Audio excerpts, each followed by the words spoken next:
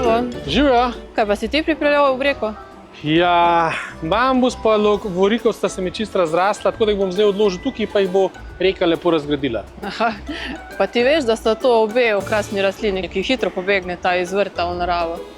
Sta invazivni rastlini, ki ne spadata v to okolje in s tem, ko si jo sem pripeljal, lahko povzročiš ogromno škode v vodnem prostoru. Iz teh vej lovorikovca hitro zraste nova rastlina, ki izpodrine domorodne vrste.